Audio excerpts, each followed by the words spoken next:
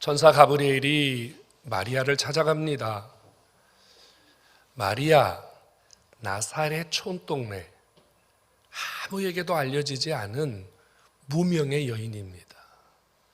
찾아가서 가브리엘이 마리아에게 전한 이야기는 두 가지예요. 하나는 하나님이 내게 은혜를 주셨다. 하나님이 내게 은혜를 주셨다. 너는 큰 은혜를 받은 자다. 여기까지는요, 너무 놀라운 시간이에요. 너무 놀라운 은혜예요. 그 말만 들어도 너무 기쁜 거예요. 그런데 그 다음에는요, 하나님이 너에게 큰 은혜를 주셔서 처녀인 너에게 지금 아이가 생겼다는 겁니다.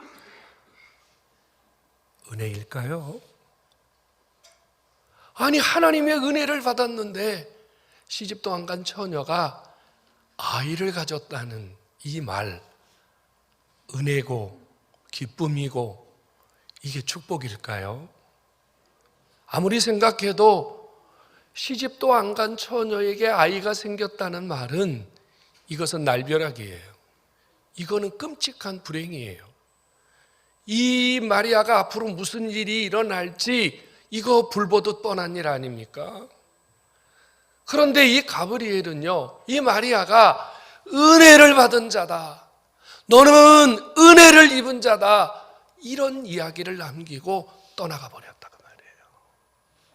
이때 마리아의 나이가 몇 살이었냐면요, 15살에서 16살 정도 된 소녀입니다.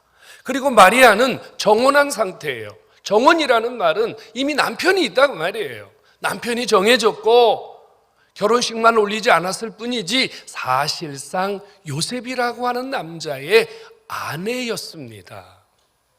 이런 지금 여자아이에게 아이가 생겼다. 그것도 딸도 아니고 아들이 생겼다. 가브리엘이 이름까지 지어주고 갑니다. 그 이름을 예수라고 해라. 이 얼마나 여러분 끔찍하고 충격적인 일입니까? 누가 이 사실을 받아들일 수 있겠습니까? 처녀아이가, 정혼한 임자가 있는 처녀아이가 아이를 배서 나타났다? 여러분, 그거 누가 받아들이겠어요? 여러분 자녀 중에 한 명이 어느 날 갑자기 제가 은혜를 받고 제 속에 아이가 생겼어요, 이렇게 부모님들에게 와서 말한다면 하나님이 너에게 큰 은혜를 주셨구나, 너 복받은 자구나, 이럴 부모가 어디 있겠어? 여러분 받아들일 부모가 누가 있겠냔 말이에요. 그런데 이걸 은혜라고 말해요. 정말 은혜가 맞을까요? 마리아에게 임한 이 이야기가, 이 결과가 정말 은혜냐고 말이에요. 성도 여러분, 마리아는요, 무명의 여인입니다. 나사렛이라는 동네는 완전 촌동네입니다. 아주 가난한 동네예요. 아마 이 마리아라고 하는 여자, 예수님이 아니었다면 우리는 그의 존재조차도 기억하지 못할 만큼 아주 보잘것없는 그런 여인입니다. 형편없는 여인입니다. 그가 공부를 많이 했다거나 가문이 좋다거나 인물이 빼어나다거나 그가 뭔가 하나님의 아들을 잉태할 만한 인간적인 조건을 단 하나도 가지지 않은 너무도 평범하고, 아니요, 평범하지 못한 그런 여자였습니다. 그런데 주님이 이 여자에게 일방적으로 찾아가셔서 하나님의 아들 예수, 약속된 메시아를 이 여자를 통해서 이 땅에 보내시는 통로가 된 것이 이 마리아에게는 은혜 중에 은혜라는 사실을 깨닫기를 축원합니다. 성도 여러분, 이 땅에 유명한 사람 얼마나 많아요. 뭐 나폴레옹도 있고 아브라함 링컨도 있고, 여러분 이 세상에 영향을 끼친 수많은 인물들이 얼마나 많으냐 말이에요. 그 사람들을 이 땅에 보낸 어머니들, 위대한 어머니 아닙니까? 에디슨의 어머니, 나폴레옹의 어머니, 아브라함 링컨의 어머니, 여러분 얼마나 위대한 어머니들이 많습니까? 그런데 이 마리아는 그런 어머니와 전혀 비교할 수 없는 하나님의 아들 예수, 우리를 구원하러 오시는 하나님의 아들 구세주 예수를 이 땅에 보내고 이 땅에 소개하는 여인 중에 가장 위대하고 가장 복된 여인으로 하나님 앞에 선택을 받아서 이 일을 행했으니 이 마리아야말로 여인 중에 최고의 은혜를 받은 여인이요, 이 땅에 온 억조장생의 수많은 사람들 중에 가장 복되고 가장 은혜가 많은 축복의 사람인 것을 깨닫기를 축원합니다. 성도 여러분, 이 마리아가 받은 은혜가 크고 놀라운 것은 이 마리아가 가지고 있는 조건 때문에 하나님이 예수를 그를 통하여 보내신 것이 아니라 하나님이 전적인 주권으로, 하나님의 전적인 선택으로 이 마리아가 선택되었다는 사실이 은혜입니다. 여러분, 주권이라는 게 뭐예요? 주권은 내 마음대로 하는 게 주권이에요. 하나님 그분은 누구의 영향도 받지 아니하시고 하나님은 홀로 스스로 자신의 권한과 자신의 주권을 이루어 가시는 분이십니다. 여러분, 이 땅에 있는 수많은 인생들 가운데 하나님이 나사렛 촌동네의 한 여자 마리아를 콕 찍어서 내가 너를 예수를 보내는 통로로 삼아야 되겠다, 내가 너를 이 땅에 내 아들을 보내는 통로로 삼아야 되겠다, 이 하나님의 주권, 이 하나님의 선택을 받은 것 자체가 이 여인에게는 은혜요, 축복이요, 이 여인이 받은 최고의 영광인 것을 깨닫기를 축원합니다. 성도 여러분, 인간이 받은 가장 큰 은혜는 무엇입니까? 하나님에게 쓰임받는 겁니다. 하나님에게 쓰임받는 거예요. 여러분, 우리는요 대통령에게 쓰임받는 것도 대단하다고 생각합니다.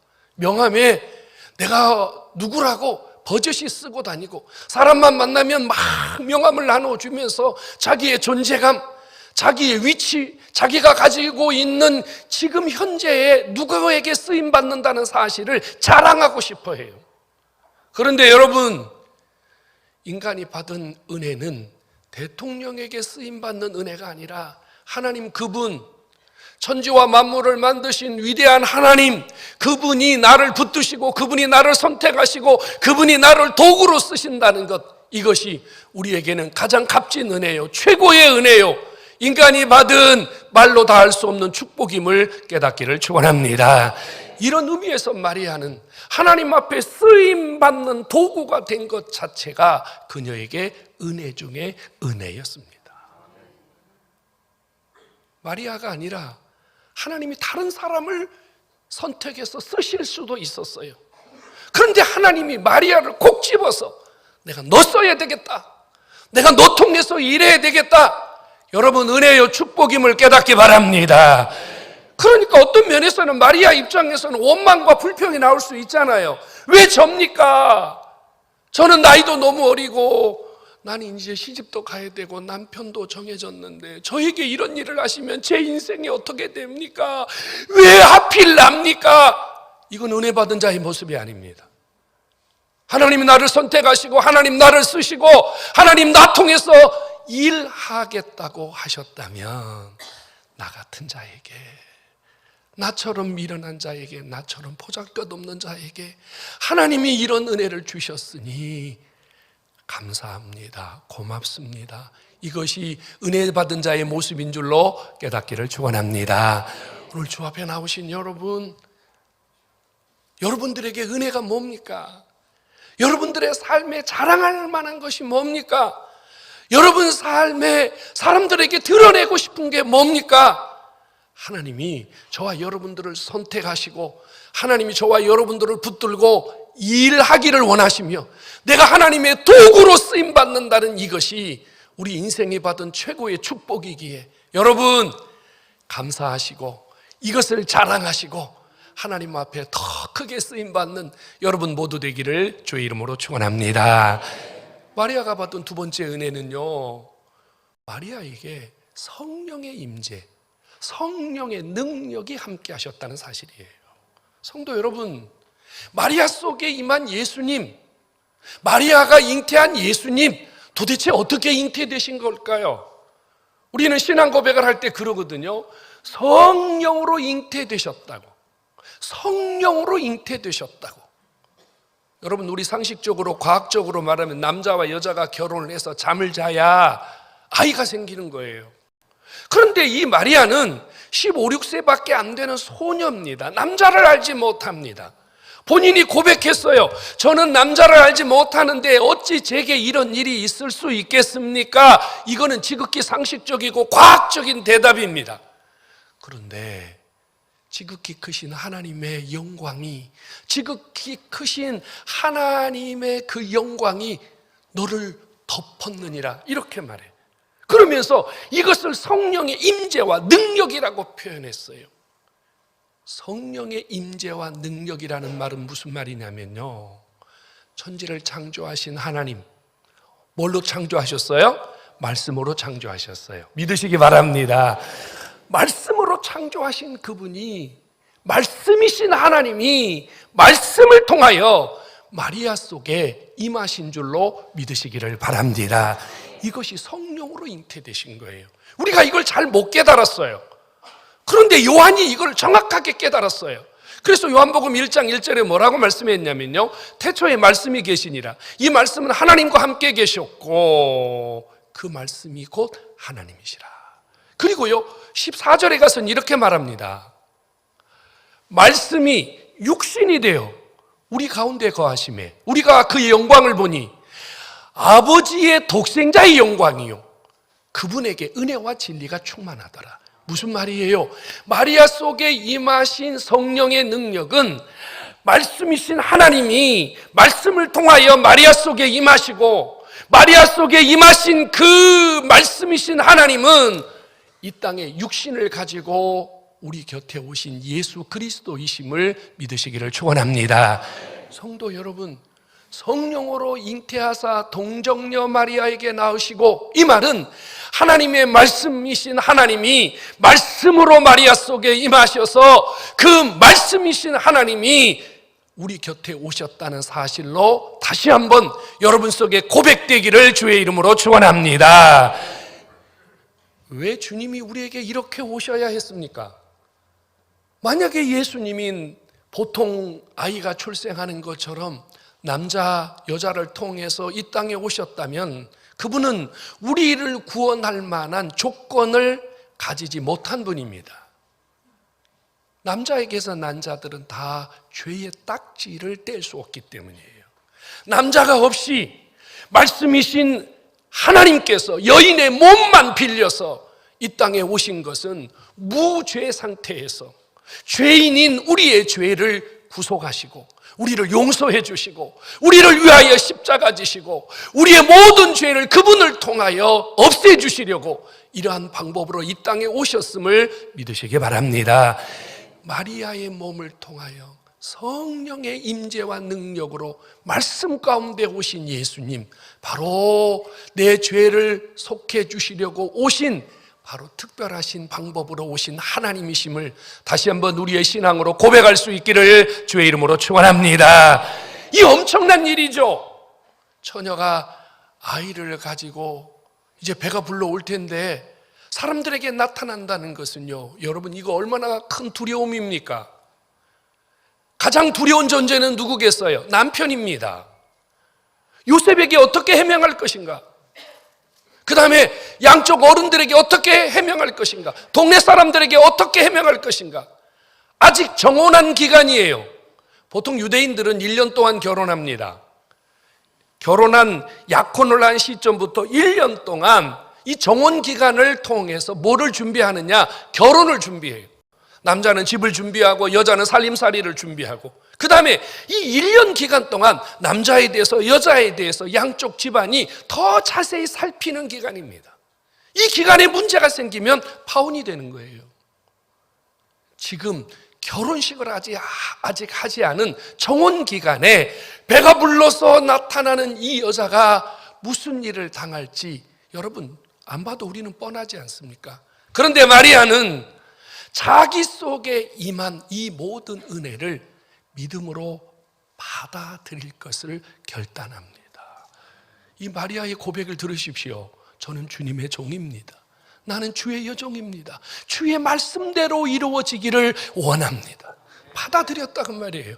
은혜가 더 큰 은혜가 되도록, 은혜가 자기를 더 놀라운 일로 사용하실 하나님의 시간표를 바라보며 하나님이 하시는 일 앞에서 조용히 자기 모든 것을 주님 앞에 내어드렸다 그 말입니다. 여러분, 은혜는요 우리를 망하게 하지 않습니다. 예수님은 우리에게 은혜로 오셨잖아요. 예수님이 이 땅에 은혜로 오셨는데 마리아 인생을 망가뜨리고 마리아의 집안을 망가뜨리겠습니까? 마리아는 이 사실을 알았어요. 자신에게 일어난 일 인간적으로 받아들일 수 없었지만 지금 자기 옆에 누가 있냐면요, 엘리사벳이라고 하는 70이 넘은 할머니가 계세요. 제사장 사가랴의 아내입니다. 그에게 또 자녀가 없었거든요. 그런데 70이 넘은 노인이 아이를 가지고 6달이 되어서 나타난 겁니다. 상상할 수 없는 일입니다. 아이를 가진 엘리사벳도 자기에게 아이가 생겼다는 사실을 알고 너무도 부끄러워서 6달 동안 숨어 있었던 거예요. 그런데 이제 하나님이 나가서 마리아에게 내 모습을 보이라고 하니까 나타난 겁니다. 마리아가 뭘 봤어요? 엘리사벳 속에 아이가 있는 것을 보고 분명히 하나님이 살아계시구나, 분명히 하나님이 일하시고 있구나, 이것은 하나님이 하시는 일이구나 받아들였음을 깨닫기 바랍니다. 성도 여러분, 하나님이 하시는 일, 하나님이 우리를 통해서 일하시는 것, 이것을 은혜로 받아들인 자에게는 두려움이 사라지는 줄로 믿으시기 바랍니다. 하나님은요 은혜를 베푸시는 분이에요. 우리를 겁주고 우리를 불안하게 하시는 분이 절대로 아니라는 거 여러분 삶 속에서 굳게 믿고, 여러분 은혜가 주어지거든, 하나님이 내게 은혜를 주시거든 아멘 하심으로 그 은혜를 통해서 더 큰 주의 역사를 이루는 여러분 되기를 주의 이름으로 축원합니다. 마리아가 그 사실을 받아들였기 때문에 하나님의 아들 예수가 이 땅에 오시는, 그래서 우리 모두 다 그 마리아를 통해서 예수님을 맞이하는 축복을 받게 된 겁니다. 마리아를 통해서 오신 이 땅에 오신 그 예수님, 큰 자로 오셨다 그랬어요. 하나님의 아들로 오셨다 그랬어요. 다윗의 왕으로 오셨다 그랬어요. 우리의 구주로 오셨다 그랬어요. 성도 여러분, 오늘 이 시간 우리에게 오신 이 예수님, 마리아에게 은혜를 주시고 우리 모두에게 은혜를 주시려고 이 땅에 오신 그 예수님 통해서 우리의 삶에도 하나님이 주시는 은혜와 복이 넘쳐나기를 주의 이름으로 축원합니다. 마리아가 받은 은혜가 얼마나 크고 놀랍습니까? 그런데 많은 사람들은 마리아가 받은 은혜를 망각하고 마리아가 받은 은혜를 지금 더럽히고 있습니다. 여러분, 천주교회는요 마리아를 성모라고 부릅니다. AD 431년에요 에베소에서 종교회의가 열렸는데 거기에 참석한 지도자들이 뭘 결정했냐면요, 오늘부터 마리아는 하나님의 어머니시다. 데오토코스, 데오는 하나님이란 뜻이에요. 이 여자는 이제 보통 여자가 아니라 하나님의 어머니이기 때문에 곧 하나님이라, 이렇게 결정을 했어요. 그리고요 마리아가 어떤 사람인지를 사람들에게 드러내기 위해서 3가지 결정을 합니다. 첫 번째 결정은요, 성모 무죄설. 마리아가 예수를 잉태하고 태어나게 한 것은 그에게 죄가 없기 때문이다. 마리아 승천설. 마리아는 예수님처럼 죽음을 보지 않고 하늘에 올라갔다. 3번째, 우리가 마리아를 통해서 기도하면 예수님이 우리의 기도를 훨씬 더 잘 들어주신다. 예수님과 마리아를 같은 반열에 올려놓아서 마리아가 중보자가 되었습니다. 그래서 천주교인들은요 예수님의 이름으로 기도하지 않고 성모요, 성모 마리아요 이렇게 기도합니다. 여러분, 믿을 수 있습니까? 이것이 정말 마리아에게 주신 은혜가 맞습니까? 하나님이 마리아를 통해서 우리에게 주실 은혜가 맞습니까? 그들은 거기에 거짓말 하나를 더 보탰습니다. 마리아는 예수님을 낳고 자녀를 낳지 않았다. 새빨간 거짓말입니다. 마태복음 13장 55절과 56절에 보면 예수님을 이 땅에 보내신 이후에 요셉과 결혼하여 자녀를 더 낳았습니다. 예수님의 동생 야고보라는 사람을 들어본 적이 있습니까? 그는 처음에 예수 안 믿었어요. 자기의 형이 하나님의 아들이라고 그러니까 미쳤다고 생각했어요. 그런데 나중에 공생의 기간 동안 주님이 하신 일을 보면서 야고보가 저분은 내 형이 아니라 이 땅에 오신 하나님의 아들로 믿었습니다. 그는 끝까지 주님 전파하다가 마지막 순교했습니다. 왜 이런 거짓말을 합니까? 하나님의 은혜가 무엇인지를 잘 모르기 때문입니다. 성도 여러분, 마리아에게 주신 은혜, 오늘 우리에게도 하나님이 이런 은혜를 주셨음을 압니까? 마리아 속에 예수 그리스도를 잉태하게 하심으로 그에게 은혜를 주신 하나님, 오늘 우리에게 예수 그리스도를 보내주셔서 예수가 우리 안에 구주가 되고 예수가 나를 살리는 분이 되어서 내 인생을 바꾸고 내 삶을 회복시키시고 나를 천국에 인도하는 이 엄청난 은혜를 주셨으니 오늘 저와 여러분이야말로 최고의 은혜를 받은 자임을 믿으시기 바랍니다. 여러분, 우리가 받은 이 은혜보다 더 큰 은혜가 어디 있습니까? 돈이 많은들 뭐해요? 출세함들 뭐예요? 공부 많이 한들 뭐예요? 우리의 인생의 마지막 지옥에 떨어진다면 여러분, 그것이 은혜입니까? 그것이 축복입니까? 우리는 은혜 받은 자입니다. 예수를 받은 자이기 때문에, 예수 그리스도 그분이 우리 안에 거하시기 때문에 우리는 최고의 은혜를 받은 자, 최고의 축복을 받은 자인 줄로 믿으시기를 주의 이름으로 축원합니다. 한번 같이 따라서 해봅시다. 예수는 나에게 주신 최고의 은혜요, 축복입니다. 아멘. 그렇습니다. 이 은혜를 아는 자는 나 같은 죄인에게, 나같이 보잘것없는 자에게 이 주님을 내게 보내주신 하나님의 은혜 앞에서 감격하고 감사하고 행복해하는 것이 은혜 받은 자의 모습임을 깨닫기를 바랍니다. 여러분, 지금 뭐 때문에 행복하세요? 뭐 때문에 기뻐하세요? 뭐 때문에 즐거워하세요? 여러분, 예수 없는 기쁨, 예수 없는 즐거움, 그것은 마약과 같아요. 잠깐 취했을 때만 기쁜 것 같지만 제정신 돌아오면 더 큰 허무와 더 큰 절망을 느끼게 되는 겁니다. 내일이 성탄절이에요. 예수님 오셨다 그럽니다. 사람들은 네온불에요, 추리를 밝히고 오색 등불 앞에 이것저것 갖다 붙이면서 즐거워하고 기뻐합니다. 여러분, 이 추리가 있기 때문에 성탄입니까? 아닙니다. 성탄은 내 안에 예수 그리스도가 오신 은혜를 알고 그 은혜를 다시 한번 부여잡는 시간이 진짜 성탄인 줄로 깨닫기를 바랍니다. 그래서 성탄은요, 기쁨도 있지만 감격이 있는 성탄이 진짜 성탄임을 깨닫기 바랍니다. 주님이 내게 오신 것이 감동이 돼야 돼. 주님이 내게 오신 것이 은혜가 돼야 돼. 정말 주님 나 때문에 오셨구나. 주님이 나 때문에 이 천한 곳에 오셨구나. 나 때문에 주님이 저런 초라한 모습으로 오셨구나. 나 때문에 주님이 이렇게 내 곁에 오시려고 이런 고난을 겪으셨구나. 이게 성탄에 우리에게 오는 진짜 감동이고 은혜입니다. 여러분 속에 오늘 이 은혜가 다시 한번 솟아나기를 주의 이름으로 축원합니다. 여러분, 은혜 받은 자는요, 주님의 은혜를 받은 자는요, 은혜를 나누고 싶어요. 여러분, 기쁜 일 있으면 사람들에게 말하고 싶잖아요. 응? 어떤 면에서는 슬픔은 감추고 싶지만, 아픔은 감추고 싶지만, 기쁨은 나누고 싶어요. 행복은 나누고 싶어 하잖아요.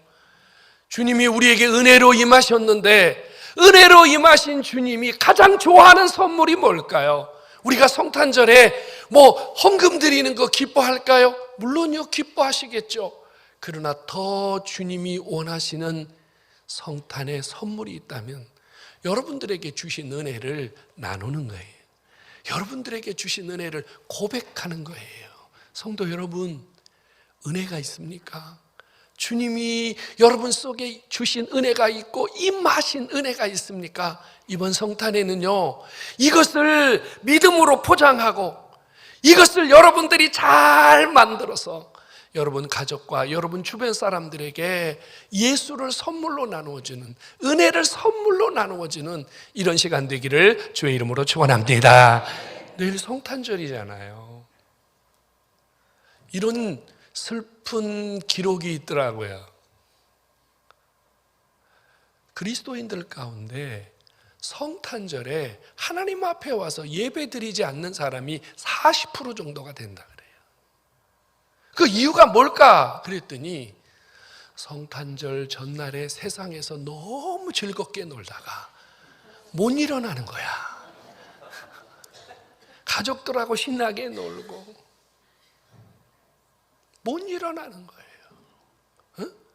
진짜 내 인생의 주인공으로 오신 그분이 이 땅에 오신 그날을 주님 앞에 와서 축하를 못하는 거예요.